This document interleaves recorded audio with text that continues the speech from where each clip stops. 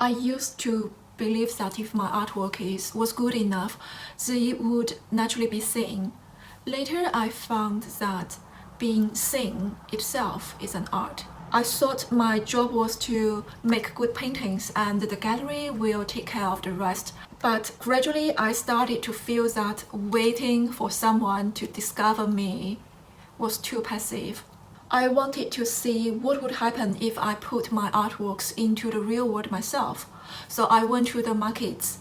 And after doing a few markets, I realized I'd picked up so many things that helped me go from making just a couple dozen pounds to actually breaking 100 every time.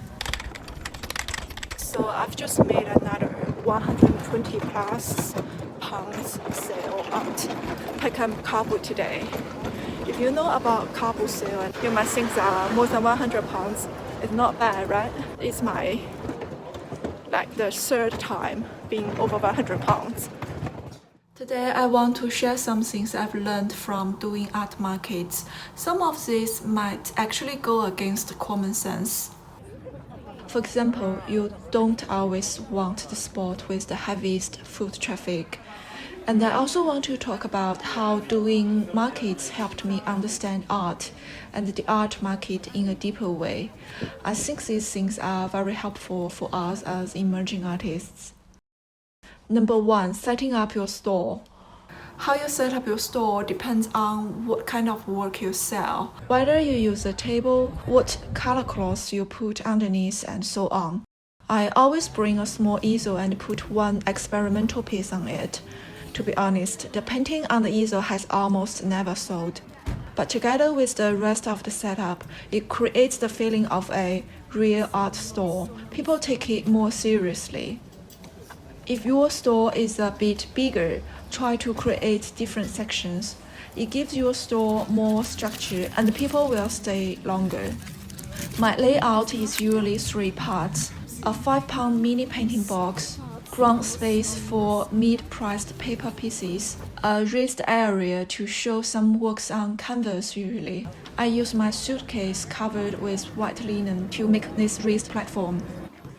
I also have a tiny trick, creating a digging zone. For example, the 5-pound paintings go into a box, so people have to crouch down and flip through them. It gives them that little treasure hunt feeling, and once they pick something out themselves, they are much more likely to buy it. The 5-pound box also has another purpose. At a carboot sale, you might be the only person selling original artwork, so customers often have no idea what your price range is. I usually put the price on the back of each piece.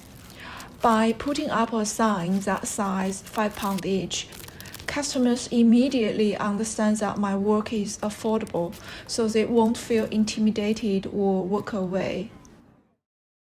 Number 2, choosing the right spot. Choosing the right spot can decide your whole day. I made a big mistake on my second market at the Peckham Carboot. I arrived early and chose a very central, high-traffic place. Later, I realized I chose the wrong spot. I was surrounded by super cheap second-hand sellers. The environment was loud and chaotic, and people couldn't calm down enough to look at my paintings. And because everything around me was so cheap, my pieces over 10 pounds were hard to sell. After that, I learned if your price is higher than the average market stores, don't go to the busiest spot. Choose a more calm place where people naturally slow down. But if you are at a real artist market, where the overall vibe and the price levels are similar, then this rule doesn't apply. In that setting, foot traffic and visibility are actually important. If you are just starting out, I suggest don't go to expensive artist markets at first. Start with a cheap ticket carboot with lots of people. When I just started, I went to Portobello Road once. Half a table cost me 45 pounds. I only sold 20 pounds that day. Looking back, the market style didn't match my work, and my setup wasn't mature yet. Those high-fee markets can make you lose money and kill your confidence. Now I have more experience. Maybe I will go to those professional markets again, but I will choose carefully the ones that really suit me. Number 3, the atmosphere of the artist being there. The first time I sold by myself, I was so nervous. I kept thinking about how to talk to people. Because I was nervous, the effect was bad. Some people looked at my work for a bit, and when I said hi, they just walked away. Later on Reddit, I saw an artist say that drawing in public always attracts attention, so I tried it. After that, every time I go to a market, I bring my sketchbook. I just draw quietly unless someone talks to me. It makes the whole atmosphere calmer and more natural. Bringing your making process to the store really helps. It makes your store feel alive. It draws people in, and it builds trust very quickly. Many times when I sketched something from a nearby store, someone bought the drawing within like 10 minutes. And one more thing, it's best if you sell your own work, not a friend's. A friend of mine sells ceramics. One time she mixed her friend's handmade bracelets with her ceramics, and the results were not good. The styles didn't match and the customers got confused. Many customers ask, "Did you do this one?" Once they know you are the artist, they show more interest, ask questions, and are more willing to buy. These 3 things, the store setup, choosing the right spot, and the atmosphere of you being there, they all help create an environment, a little platform that raises your works up. After I got these 3 points right, my store stopped struggling with sales. But then a new problem came. My stock of works on paper was almost gone, and I needed to hurry and make new pieces to sell. That's when the price of each artwork started to matter.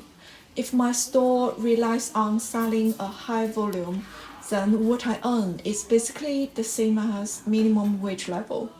My output is limited, so the next step is to raise my prices. We will talk about that in the next episode. So this episode is mostly about how to make people stop and look. In the next episode, besides how to increase your artwork's price, I'll talk about what's the other choices beyond carboot sale and other markets. Some deeper thoughts about why I keep doing markets and my understanding in art marketing. So stay tuned and see you in the next episode.